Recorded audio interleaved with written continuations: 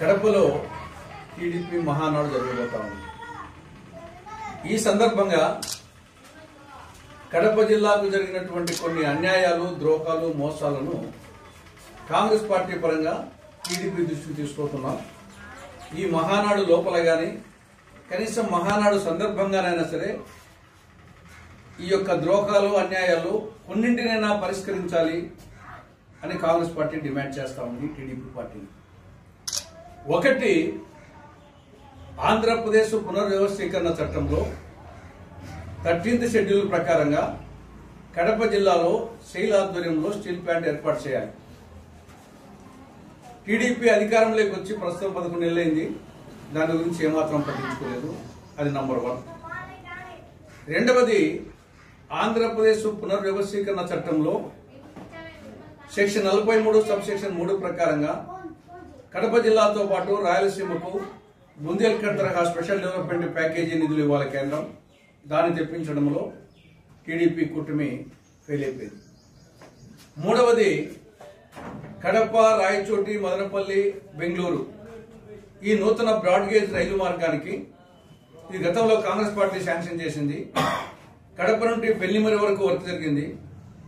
కూటమి ప్రభుత్వం, రాష్ట్ర ప్రభుత్వం మ్యాచింగ్ గ్రాంట్ గా ఇవ్వాల్సిన డబ్బును ఇవ్వని కారణంగా ఆ పనులు పునఃప్రారంభం కాలేదు. ఇది మూడవది. నాలుగవది, కడప, రాజంపేట, కోడూరు, రేణిగుంట నేషనల్ హైవే మంజూరై టెండర్స్ అయిపోయి కూడా 15 నెలలైంది. ఇంతవరకు పనులు మొదలు కాలేదు. రాష్ట్ర ప్రభుత్వ నిర్లక్ష్యం కారణంగా. ఇది నాలుగో సమస్య. ఐదవది, నేషనల్ మెడికల్ కమిషన్ పులివెందుల ప్రభుత్వ వైద్య కళాశాలకు 50 MBBS సీట్లు కేటాయిస్తే చంద్రబాబు ప్రభుత్వం మాకు వద్దు అని చెప్పేసి లేఖ రాసింది. ఇది చాలా దుర్మార్గమైనటువంటి విషయం. పర్యవసానంగా పోయిన సంవత్సరం 50 MBBS సీట్లు, ఈ సంవత్సరం 150 MBBS సీట్లు, 200 MBBS సీట్లు రాష్ట్రానికి పులివెందుల మెడికల్ కాలేజ్ రాకుండా పోయినాయి. ఇంతవరకు ఆ కళాశాల వచ్చేసి ఆసుపత్రి కళాశాలను ప్రారంభం చేయలేదు. నెక్స్ట్ ఐదో ఐటమ్, కాశిరెడ్డి నాయన క్షేత్రం, జ్యోతి క్షేత్రం, అటు సిద్ధి సాయిబాబా, ఈ యొక్క వీరబ్రహ్మేంద్ర స్వాముల వారి ఆ స్థాయిలో వచ్చేసి కాశీనాయన వచ్చేసి ఒక ఆరాధ్యుడు, ఒక ప్రవక్త, వచ్చేసి ఒక ఆధ్యాత్మిక గురువు. అటువంటి ఆయన నిర్యాణమైనటువంటి జ్యోతి క్షేత్రంలో ఈ కూటమి ప్రభుత్వ పాలనలో ఆలయాలు కూర్చోడం, కట్టడాలను కూర్చోడం జరిగింది. ఇదొక అన్యాయం. దాని తర్వాత జిల్లాలో తెలుగంగ, గాలేరు నగిరి, వెలుగొండ ఈ సాగునీటి ప్రాజెక్టులు ఎక్కడ వేసిన గొంగలు అక్కడే చందనంగా ఉండిపోయినాయి. ఇదొక అన్యాయం. తర్వాత జిల్లాకు కేంద్ర ప్రభుత్వం కొప్పర్తి పారిశ్రామిక వాడకు MSME టెక్నాలజీ సెంటర్ ను 250 కోట్లతో మంజూరు చేస్తే దాన్ని చంద్రబాబు ప్రభుత్వం అమరావతికి వచ్చేసి దాన్ని ట్రాన్స్ఫర్ చేయడం జరిగింది. మళ్ళా జిల్లా ప్రజల ఆగ్రహానికి తట్టుకోలేక తాత్కాలికంగా దాన్ని వాయిదా వేసుకున్నారు. ఇదొక అన్యాయం. దాని తర్వాత జిల్లాకు మంత్రి పదవే లేదు. గతంలో ఒక ముఖ్యమంత్రి, ఒక ఉప ముఖ్యమంత్రి జిల్లా నుండి ప్రాతినిధ్యం. అలాంటిది 25 మంది మంత్రులు ఉంటే ఉండేది 26 జిల్లాలో 25 మంది మంత్రులు ఉన్నారు. ఇంకొక పోస్టు ఖాళీగా ఉంది ఇవ్వాలంటే. కడప జిల్లాకు మంత్రివర్గంలో స్థానం లేదు. జిల్లాలో 7 ఎమ్మెల్యేలకు గాను 5 గెలిచారు. ఒక సీనియర్ మోస్ట్ అయినటువంటి వరదరాజుడు ఉన్నాడు.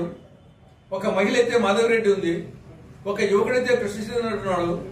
ఒక బీసీ అయితే సుధాకర్ యాదవ్ ఉన్నాడు. ఒక సీనియర్ నాయకుడు అయితే బీజేపీ తరఫున ఆదినాయుడు ఉన్నారు. గతంలో ఒక ముఖ్యమంత్రి, ఒక ఉప ముఖ్యమంత్రి జిల్లాకు ప్రాతినిధ్యమే లేకుండా, మంత్రి పదవి లేకుండా అన్యాయం చేయడం జరిగింది. దాని తర్వాత 3 దఫాలుగా నామినేటెడ్ పోస్టులు, చైర్మన్ పోస్టు, మిగతా పోస్టులు వచ్చేసి ఫిలప్ చేయడం జరిగింది. ఒక కొండపెట్టి చెంతాడులా 100కు పైగా చైర్మన్ పోస్టు ఇస్తే కడప జిల్లా నుండి ఒక్కరికి కూడా ఛాన్స్ లేదు. అదేవిధంగా టీటీడీ బోర్డు, ఇది ఒక పుష్పక విమానం. ఎక్కడెక్కడ వాళ్ళందరూ నియమించారు. పక్కనే తిరుపతికి పక్కనే ఉండే, తిరుమలకు పక్కన ఉండే కడప జిల్లా నుండి ఒక మెంబర్ కూడా లేడు. ఈ విధంగా కడప జిల్లాకు ఈ 11 నెలల కాలంలో అనేక ద్రోహాలు, మోసాలు, అన్యాయాలు చేయడం జరిగింది. కనీసం టీడీపీ నాయకులకు వాళ్ళు అడిగే ధైర్యం లేకపోవచ్చు. మేము వాళ్ళ తరఫున ఒకరితో పుచ్చుకోలేదు. కానీ జిల్లాకు జరుగుతున్న అన్యాయం, జిల్లాకు ఒక మంత్రి పదవి నోచుకోలేనటువంటి పరిస్థితిలో ఉంది ఈ జిల్లా. కాబట్టి ఈ అన్యాయాలను ఈ మహానాడు లోపల గాని, కనీసం మహానాడు వేదిక గాని వీటిలో కొన్నింటినైనా పరిష్కరించాలని కాంగ్రెస్ పార్టీ తెలుగుదేశం పార్టీకి సూచిస్తా ఉంది.